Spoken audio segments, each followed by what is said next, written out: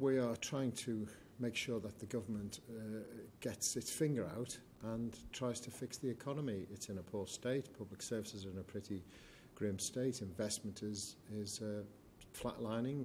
Productivity levels are virtually the worst of all our competitors, and there just doesn't seem to be any signs of that getting any better. So we just need a push to get our public services in a better state. The problem that the Chancellor has, though, is that he's got no money. I mean, the deficit this year is going to be £56 billion.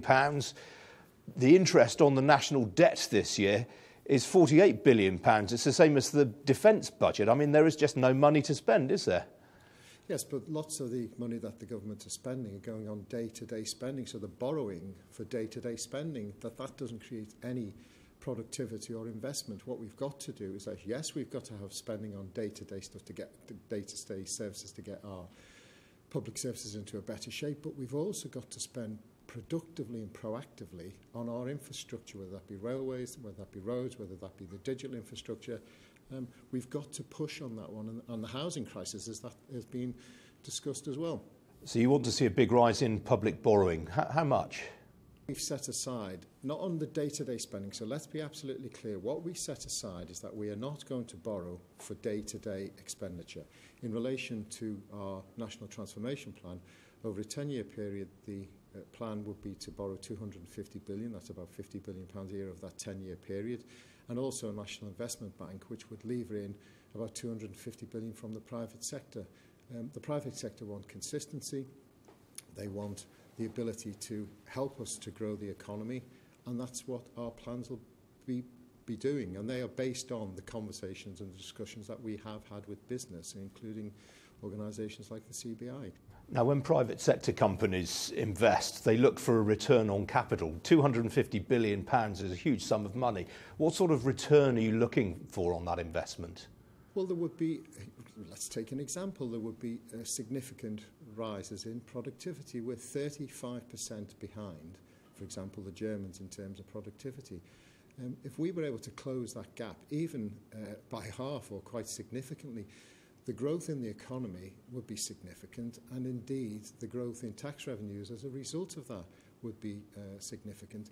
That's where you're able to pay for the investment. But you're also urging the government to lift the public sector pay cap.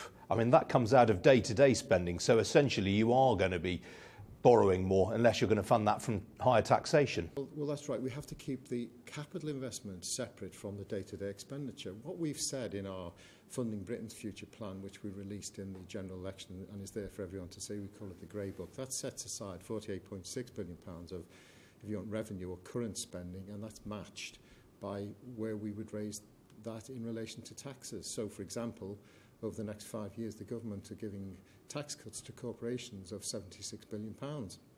We believe that that's not necessary, and that would form part of our spending, our tax rises for corporations, and no tax increases for the bottom or for 95% of the population. So how much would corporation tax go up by? The corporation tax would go back to where it was at 26%, which would still leave us competitive with Germany, France. They'd still be lower than Germany, France, the United States, and all our major competitors.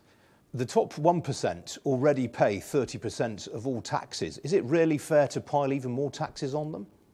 Well, it is about fairness, and the bottom line is that top 1%, their wealth has grown significantly over the past 5, 6, 7 years, while everybody else's wealth has actually diminished somewhat. How do you think those people are going to react to this? I mean, are you going to have to introduce capital controls to stop these people taking their money out of the country to stop you taxing it?